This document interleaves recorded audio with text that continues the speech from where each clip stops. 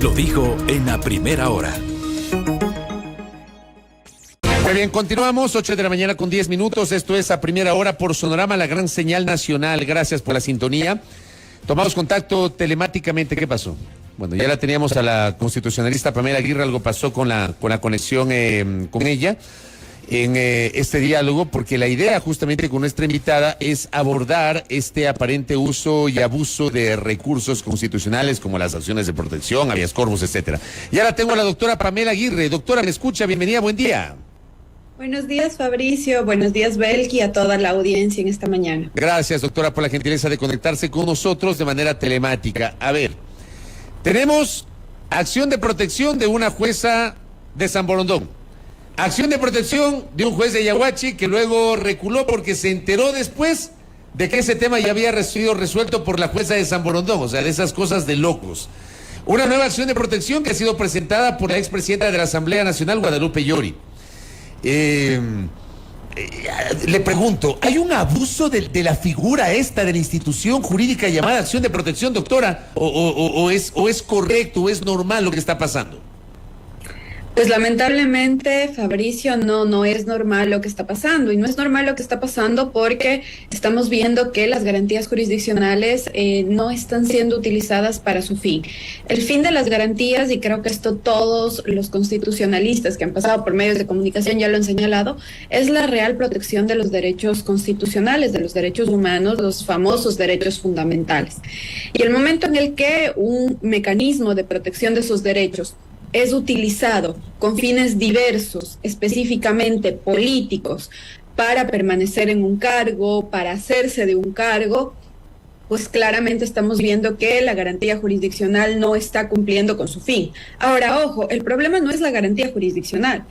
Por un lado es quien activa de esta manera maliciosa, a sabiendas de que ese no es el fin de la garantía, y por otro lado, que es lo más lamentable, que existan jueces que concedan acciones con esta finalidad. Doctora, bienvenida nuevamente, buenos días. El tema es que el uso y abuso de estos recursos pasa también por un tema de, no sé si de percepciones, porque usted bien dice, las garantías jurisdiccionales no están siendo utilizadas para su fin, que es la real protección de derechos fundamentales. Pero habrá quienes digan, bueno, yo estoy buscando que en efecto se protejan y garanticen mis derechos. Voy a poner el caso de la expresidenta de la Asamblea Nacional. Pero, a ver, en el caso, por ejemplo, el caso de la expresidenta de la Asamblea Nacional, ella fue electa por ejercicio de un derecho por un derecho político, es decir, los asambleístas en el pleno de la asamblea decidieron que ella sea la titular de la asamblea, y la Constitución y la misma ley prevén que estos derechos políticos de participación son derechos que se ejercen con el aval democrático. Entonces empecemos por ahí. Si ella fue electa democráticamente, ¿puede ser controlada democráticamente? Sí. Está previsto en el Código Orgánico de la Función Legislativa la posibilidad de analizar la conducta de la presidenta y eventualmente inclusive hasta removerla. Sí. Entonces, ¿de qué derecho constitucional estamos hablando vulnerado? Entonces, empecemos por ahí. Y luego en el tema de las garantías, de estas que se contradicen, de los efectos de estas sentencias contradictorias, pues eso también abona a la inseguridad jurídica. Y nuevamente, ¿de qué derecho constitucional estamos hablando? Hablando justamente de eso, ¿de qué derechos constitucionales? Por ejemplo, en el tema de la acción de protección que fue concedida por una jueza de San Borondón, que además ha desembocado en este escándalo político ayer, la revelación de este audio, de esta conversación del consejero de gobierno con el, en ese momento, superintendente de bancos designado, ya donde dice, ya vas a ver lo que va a pasar, y resulta que a la vuelta de la esquina una jueza del Cantón San Borondón decide echar abajo un proceso de selección que le correspondía al Consejo de Participación Ciudadana y Control Social con base en una terna enviada por el Ejecutivo. Vuelvo a esto que usted está señalando. ¿De qué derechos podríamos hablar en ese sentido, doctora? La Corte Constitucional en su jurisprudencia ha señalado claramente que cuando se analiza una garantía jurisdiccional existen víctimas identificadas o identificables. Y además ha señalado que las acciones presentadas con el fin de tutelar el bien común, de tutelar la seguridad jurídica de los ecuatorianos, de los ciudadanos, pues son inadmisibles. Ojo, creo que esto es importante que la gente lo conozca. Una es la legitimación activa, es decir, quien puede presentar la garantía, pero necesariamente en un proceso, a pesar de que cualquier persona pueda presentar la garantía, un proceso de garantías jurisdiccionales requiere una víctima identificada o identificable. Esto quiere decir que con la acción voy a beneficiar a Pamela Aguirre, Fabricio, Belki, es decir, hay personas de carne y hueso a quienes se les ha violado sus derechos constitucionales. Y pues efectivamente en ese caso surge la pregunta de ¿quién es el gran perjudicado? ¿La colectividad? ¿La sociedad ecuatoriana? ¿Es a través de una garantía jurisdiccional que se solventa el bien común? La protección de la seguridad jurídica en abstracto? Pues no. Entonces, ahí nosotros estamos claramente identificando que este tipo de garantías o en este tipo de acciones presentadas, efectivamente no podemos identificar un derecho constitucional vulnerado, razón por la cual pues eran improcedentes. Ahora, sobre este tema, por ejemplo, hay una carta que envía hace pocos días el presidente de la Asamblea Nacional a los presidentes del Consejo de la Judicatura y de la Corte Nacional de Justicia, donde primero le piden que se resuelva lo antes posible la apelación que fue presentada respecto de la acción de protección concedida por la jueza de San Borondón. Pero por otra parte dice y plantea que no hay intromisión en las otras funciones del Estado. Y esto se ha hablado siempre, la intromisión. ¿Cómo hacemos para que en función de una acción de protección no se interprete que hay una intromisión en decisiones adoptadas por las otras funciones del Estado, doctora? Mire, lo que me parece que es importante empezar por distinguir es qué decisiones tienen un mayor tinte político de aquellas que son eminentemente jurídicas. La designación de altas autoridades del Estado. Inclusive, piense usted, en las elecciones son procesos netamente políticos. Claro, se enmarcan dentro de una norma jurídica, pero son procesos políticos. ¿Qué quiere decir esto? Quiere decir que estas decisiones se encuentran cubiertas por una razón de conveniencia o no. Son las autoridades quienes deciden si por conveniencia nos prefieren a A, B o C. Ahora, a pesar de que son decisiones políticas, tienen que verificarse dentro de un marco jurídico. Cuando se ha cumplido ese marco jurídico, deben ser respetadas dentro del marco de la misma obediencia de la Constitución y de la ley. ¿Cómo evitamos que una garantía jurisdiccional no interfiera dentro de estas decisiones? Pues con un real análisis por parte del juez de si hay o no violación de derechos constitucionales. En este punto, mal hace la Asamblea al notificar al Consejo de la Judicatura o a la misma Corte Nacional de Justicia, solicitándole que la Corte Provincial resuelva en el menor tiempo posible. ¿Por qué? Porque, bueno, entonces estamos nuevamente cayendo en la intromisión de la función judicial.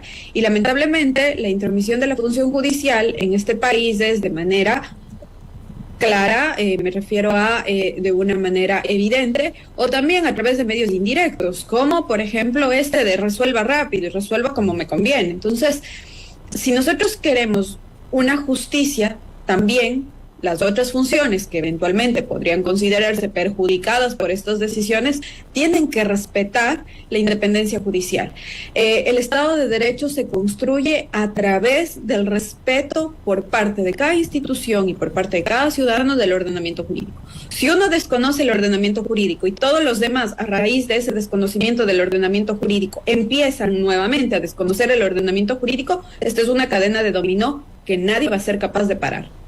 Su lectura, doctora, respecto de este habeas corpus concedido al ex vicepresidente Jorge Glass. Sobre esto, en las últimas horas se dijo mucho, se habló de irregularidades, hubo un pronunciamiento por parte del propio presidente de la República en el sentido de que ya se consideraba irregular el otorgamiento de este recurso y hemos visto lo ocurrido en las últimas horas, la detención del juez que otorgó precisamente este recurso, a quien se lo acusa, entre otros aspectos, de no haber tenido jurisdicción para haber concedido el habeas corpus.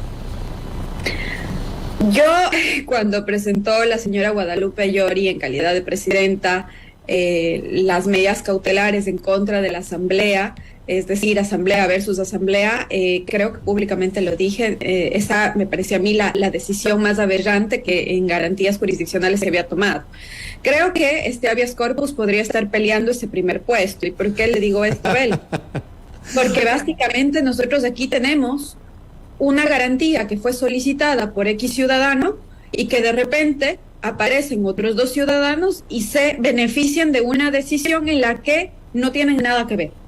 Empecemos por ahí. ¿Quién activa una garantía? Y vuelvo a esa idea del legitimado activo. Cualquiera podemos activar una garantía jurisdiccional, pero el juez tiene que identificar a las víctimas. O sea, perdón que le interrumpa, doctora.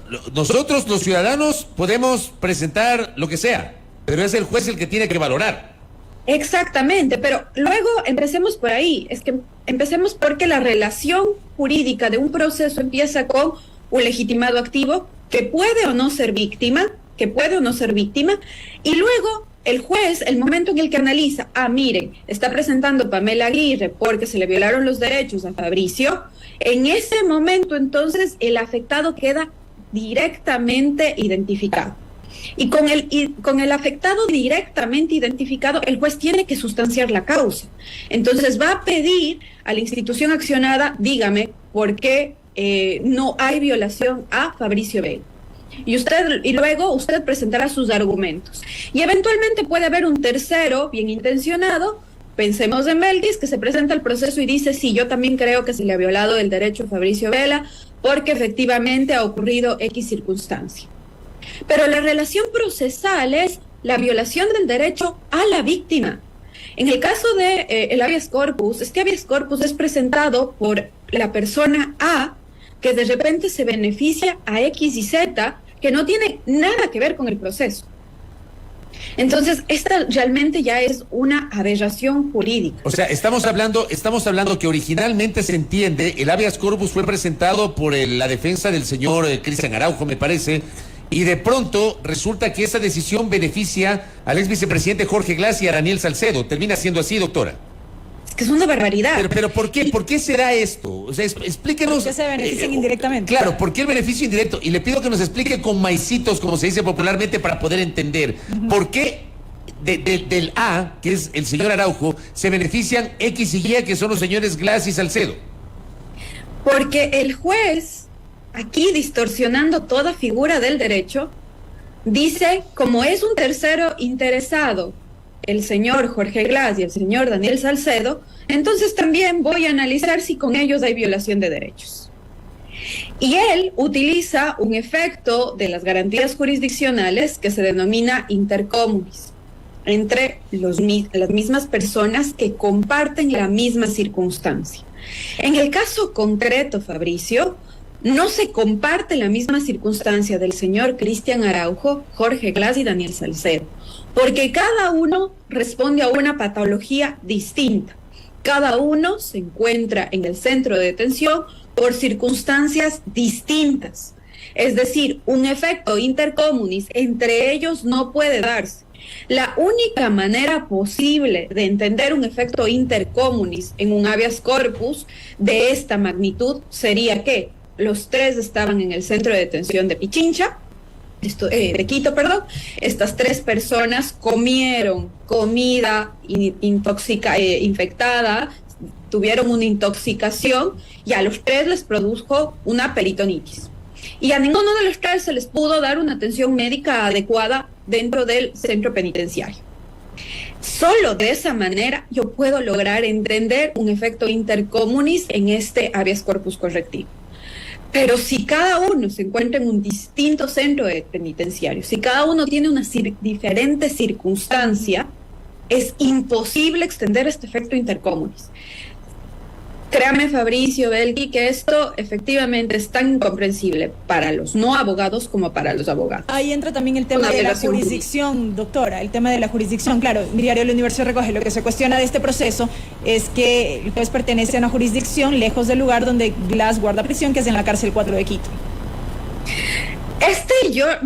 Más bien yo señalaría que es el efecto carambola. Claro, como el juez se hace competente y dice, como yo o como en este proceso se ha presentado circunstancias o como tercero interesado el señor Jorge Glass y el señor Salcedo, entonces yo como ya fui competente del caso del señor Cristian Araujo, sigo siendo competente.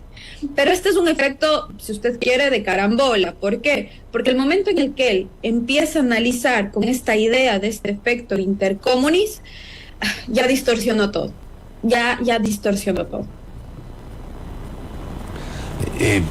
Claro, es que esto es lo que termina de alguna manera confundiéndonos. Ayer, por ejemplo, en el primer comentario, con base en lo que se conoció inicialmente, lo primero que se me vino a la cabeza, más allá de esta explicación que usted señala de efecto intercomunis, ¿cómo es? Intercomunis, que ha señalado usted, lo primero que se me vino a la cabeza es la comparación con el habeas corpus concedido el 9 de abril por un juez de Manglar Alto, que luego fue el 20 de mayo revocado por la Corte de Santa Elena, con base en el hecho de que el juez no tenía competencia territorial para resolver, y fue lo primero que se me vino a la cabeza ayer. O sea, antes fue Manglar Alto y ahora Manabí, y Jorge Glass está detenido en Pichincha, doctora. Es que efectivamente, ahí es el momento en el que este tercero con interés se presenta, el juez resuelve su situación, él violó todo el debido proceso. Empecemos por eso. El juez, cuando instauró la relación procesal, fue Cristian Araujo versus las autoridades del centro penitenciario, en el que él se encontraba privado de libertad. De repente, como yo asumo que Jorge Glass y Daniel Salcedo son también partes procesales, dejo en indefensión, no le doy el derecho de la defensa al Ministerio de Gobierno, al SNAI, sobre la circunstancia de Daniel Salcedo y Jorge Glass. Entonces, ahí ya existe toda una distorsión de este proceso. Por eso esto es una realmente aberración jurídica. Y como le digo, puede estarse peleando el primer puesto en decisiones abiertamente contrarias a derecho en este país en materia de garantías jurisdiccionales. Ahora bien, doctora, ¿cómo entender el hecho de que este juez particularmente haya seguido actuando si es que ya tenía un proceso en curso, entiendo, o al menos era investigado por usurpación de funciones? ¿O cómo se entiende esto? Mire, el Consejo de la Judicatura tiene una competencia constitucional que se ha avalado justamente por la Corte Constitucional a través de una sentencia de acción pública de inconstitucionalidad, de poder suspender el ejercicio de las funciones de un juez cuando se estén investigando cuestiones que posiblemente puedan afectar su independencia judicial y puedan además afectar a la administración de justicia. Y si en este caso pues no se ejerció adecuadamente esa función de manera oportuna, pues creo que a partir de la orden de la medida que se ha dispuesto por parte de otro juez en un proceso penal, el Consejo de la Judicatura necesariamente tiene que suspender en ejercicio de este juez, el ejercicio de la administración de justicia de este juez, porque lamentablemente parece ser que pues está incurriendo en una serie de vicios que van a afectar, y no solo piensen en este caso, y no solo se piensa en este caso, piensen ustedes en todos los casos que ha resuelto este juez. ¿Cuál es, y aquí la pregunta que surge es, cuál es el valor moral que tienen las decisiones que han sido adoptadas por este juez? Valor jurídico los tiene, pero ¿cómo se sentirá el que fue afectado por una decisión que ha sido dictada por este juez? Miren, en un proceso siempre hay una parte que gana y una que pierde. Y la que pierde, pues siempre se va a sentir afectada. Ciertamente, sí, siempre va a sentir que ha perdido algo que le ha quitado la administración de justicia. Pero finalmente, si ese juez es un juez probo, es un juez que no tiene ningún proceso en su contra, se ha visto que actuó de buena fe, vivimos en un estado de derecho y aceptamos las consecuencias. Pero ¿qué pasa con esos casos de todas esas personas que fueron resueltas por un juez a quien se le está pues cuestionando la moralidad, inclusive aquí inclusive podría animarme a decir hasta la honestidad con la que han sido adoptadas las decisiones? Oiga, doctora, y con esto voy cerrando, porque claro, acá uno de nuestros internautas me plantea esta inquietud que me parece totalmente legítima. Dice, ¿por qué a Glass no le pueden dar la libertad porque ya cumplió más del 40% de la pena? A ver, A Glass lo sentenciaron con base en el Código Penal anterior que permitía que cumplido el 40% de la pena se aplique la prelibertad. Yo le he leído, por ejemplo, a juristas como Pablo Encalada y otros en los últimos días que dicen, bueno, discutamos eso porque en derecho a Glass sí le correspondía la prelibertad porque ya cumplió ese 40% de la pena. Digo, ¿cómo lee usted que no se hable de esto y sin embargo echen mano de los habeas corpus que generan estos cuestionamientos? A mí el habeas corpus de estos días, del juez de Portoviejo, me parece muy llamativo, además plagado de errores, plagado de dudas. Ni siquiera se parece al del 9 de abril, que ese tal vez tenía otro tipo de discusión. Pero ¿por qué no hablar de lo otro? De si el ex vicepresidente puede o no salir en prelibertad con base en el cumplimiento del 40% de la pena, doctora. Porque es un caso político. Y lamentablemente, y no lo digo yo, lo dijo un juez de la Corte Nacional de Justicia, los jueces, lamentablemente hay algunos, no digo todos, hay jueces muy buenos, no es adecuado generalizar a los funcionarios que están haciendo bien su trabajo y que además están peleando desde las entrañas de este leviatán. Pero los casos políticos son los casos que son mirados con lupa. Y pues parece ser que los jueces de garantías penitenciarias no quieren aplicar las normas que serían pertinentes en el caso concreto. Es decir, fíjese el daño que las mismas víctimas se hacen activando estos procesos tan cuestionados. Porque, a ver, si a Jorge Glass le correspondía acceder a este beneficio penitenciario sobre la base de la ley vigente, él tiene que exigir el cumplimiento de esto.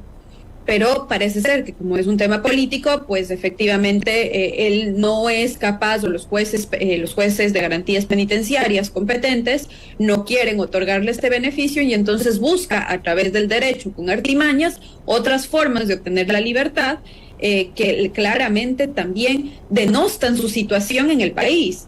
Porque pensemos, ¿qué juez de garantías penitenciarias a día de hoy se va a animar a dictar la libertad? Será tachado de corrupto, aun cuando en el derecho penitenciario sí le corresponde el beneficio.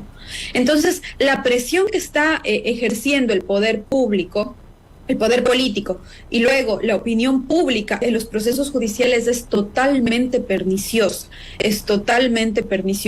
Medios como los suyos, medios prestigiosos que buscan generar una opinión formada, diversos criterios, ciertamente no caen en esta tergiversación de blanco y negro, pero hay otros que sí, y eso afecta a la administración de justicia.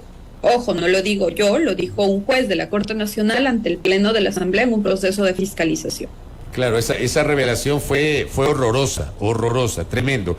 Y gracias por la mención. Doctora Pamela Aguirre, le agradezco mucho por sus criterios para ilustrarnos sobre lo que está pasando con las acciones de protección y también los habeas corpus, porque esto, yo coincido plenamente con usted, termina desnaturalizando una garantía constitucional que debería servirnos para todos. Me parece a mí que está siendo mal utilizado este recurso y obviamente los jueces no lo están aplicando de manera adecuada. Doctora, gracias por el tiempo. Buen día. Buenos días, Fabricio. Buenos días, Belki. Muchas gracias por la invitación. Muy gentil. Gracias. La doctora Pamela Aguirre, constitucionalista, aquí en A Primera Hora. Primera Plana. Todas las noticias, todas las voces.